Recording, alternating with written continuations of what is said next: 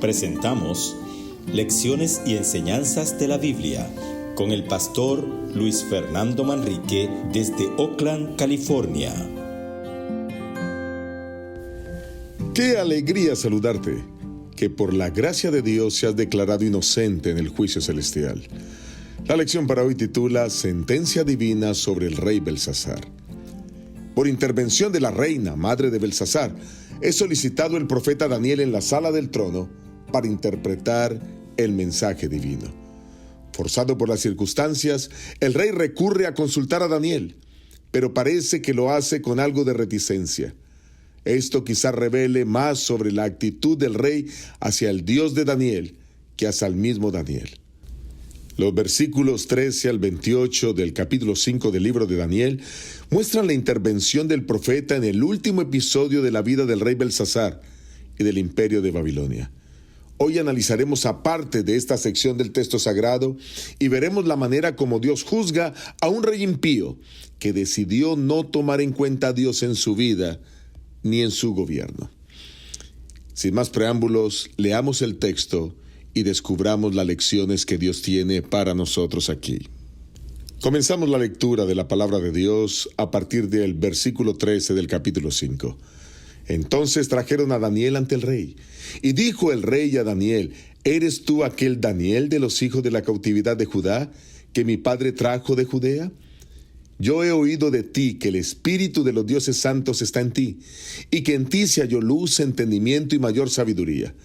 Y ahora trajeron ante mí sabios y astrólogos para que leyeran esta escritura y me dieran su interpretación, pero no han podido interpretar el asunto. Hasta aquí la lectura de esta primera sección. Lo dicho anteriormente es fácil de entender. Los astrólogos, magos y sabios no habían podido interpretar la escritura en la pared. Y ahora el mismo rey Belsasar, tal como la reina lo había dicho, reconocía a Daniel como un hombre especial que tenía un don divino para la interpretación de estos enigmas. Tres importantes enseñanzas queremos destacar de esta lección. Número 1, Daniel rechaza las recompensas materiales. Número 2, Daniel amonesta al rey Belsasar recordándole la intervención de Dios en el pasado. Y número 3, Daniel interpreta la escritura en la pared. Entremos a la primera enseñanza. Y para ello vamos a leer desde el versículo 16 al 17.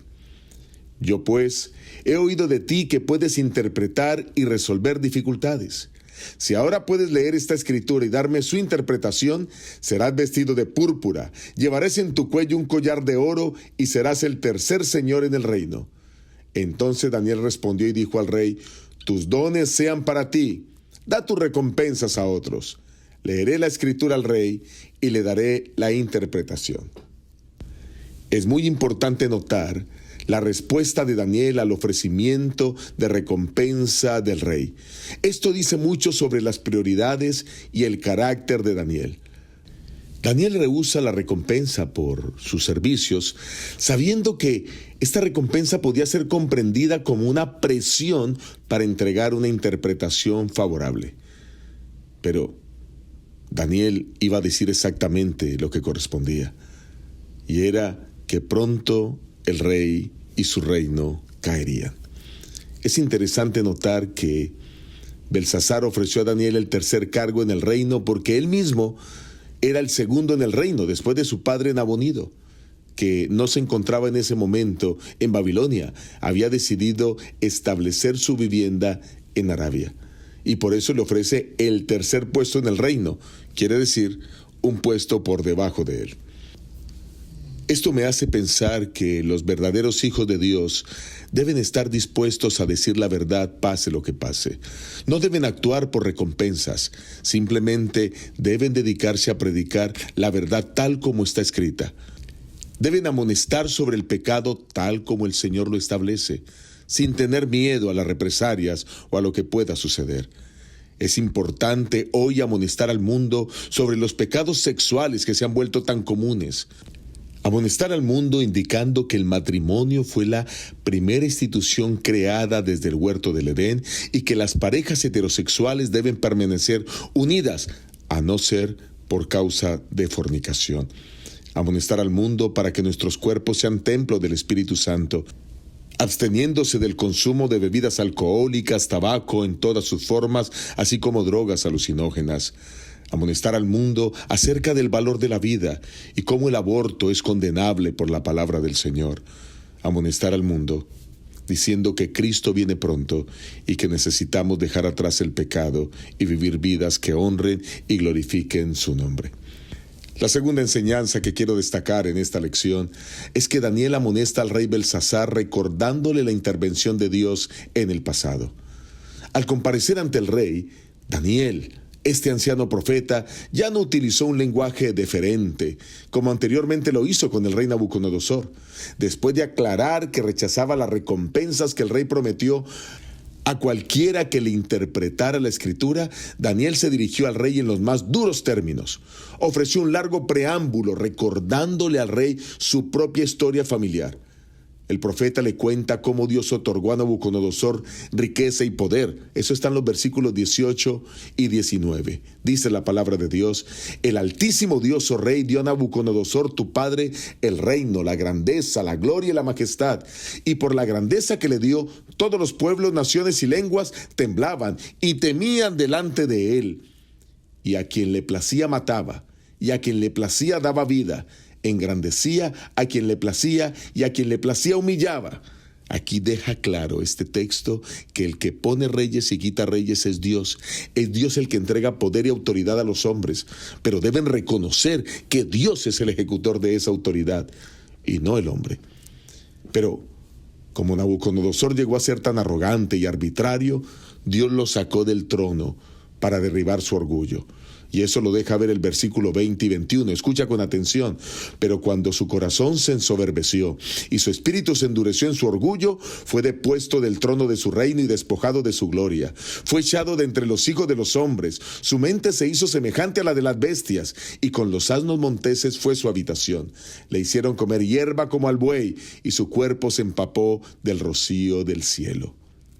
Y aquí lo que está haciendo el capítulo 5 es recordando lo que sucedió en el capítulo 4, por lo menos 25 años antes de que sucedieran las escenas del capítulo 5. Así que el profeta le está recordando a Belsasar lo que había hecho con el abuelo. Luego Daniel explica que Nabucodonosor se arrepintió y reconoció la soberanía de Dios, y así fue restaurado. Sigue diciendo el versículo 21. Hasta que reconoció que el Altísimo Dios tiene dominio sobre el reino de los hombres y que pone sobre él al que le place. Finalmente, Daniel culpó a Belsasar por no aprender de la experiencia de su abuelo Nabucodonosor, especialmente cuando este último fue expulsado del trono por ese periodo de 7 años. Belsasar sabía la historia.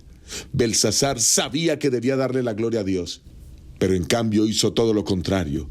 Cometió sacrilegio y adoraba a dioses falsos. Por eso dice el versículo 22, pero tú, su hijo Belsasar, no has humillado tu corazón sabiendo esto. ¡Qué tremenda advertencia! Y sigue diciendo el verso 23, sino que contra el Señor del cielo te has ensoberbecido. Hiciste traer ante ti los vasos de su casa, y tú y tus grandes, tus mujeres, tus concubinas, bebisteis vino en ellos. Además diste alabanza a dioses de plata y oro, de bronce, de hierro, de madera y de piedra, que ni ven, ni oyen, ni saben.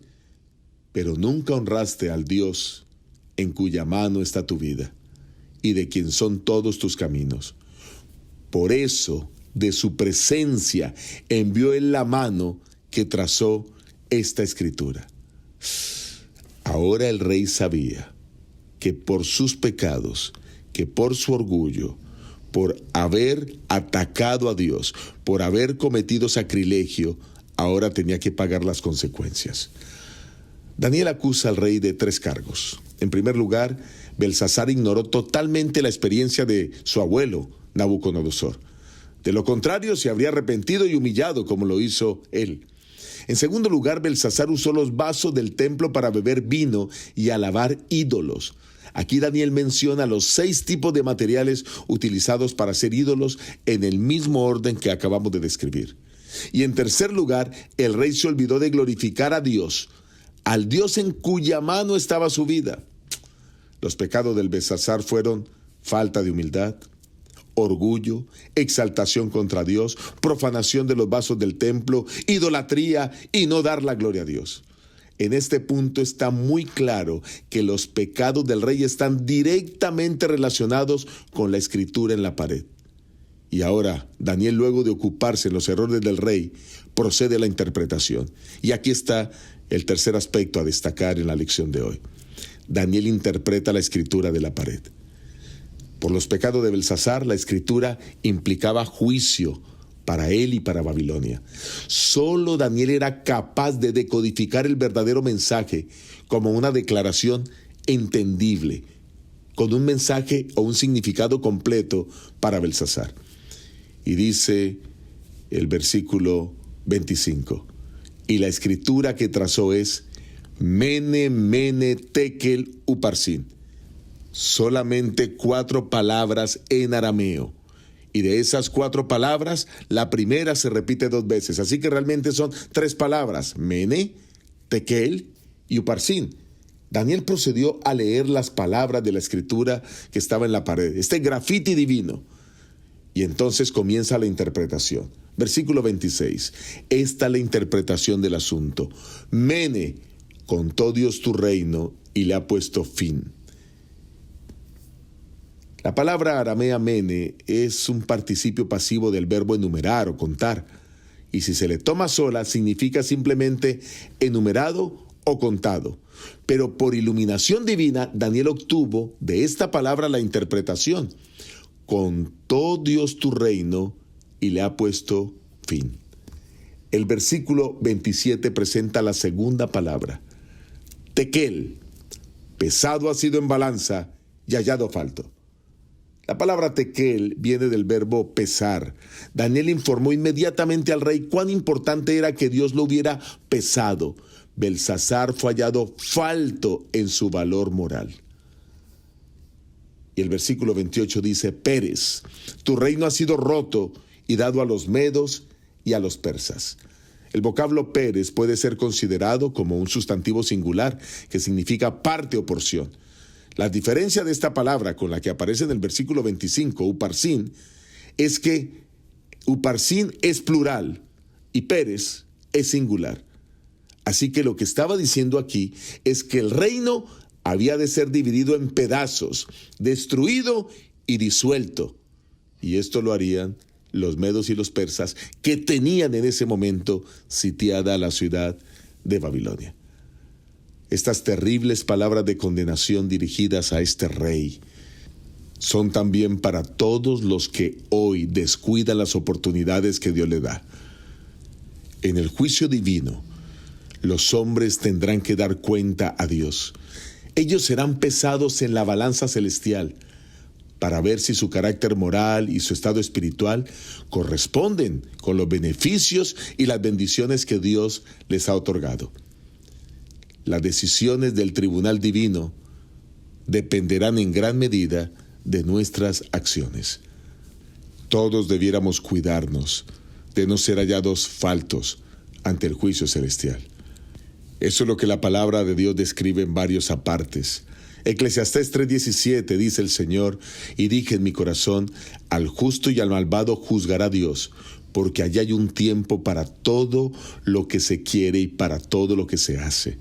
Mateo 12:36 dice, pero yo os digo que de toda palabra ociosa que hablen los hombres, de ella darán cuenta en el juicio de Dios. Mis queridos, tú y yo daremos cuenta ante el juicio celestial. Por eso, pido a Dios para que tú y yo seamos declarados inocentes y vivamos una vida que honre y le glorifique desde ahora y para siempre. Que Dios te bendiga, que Dios te guarde.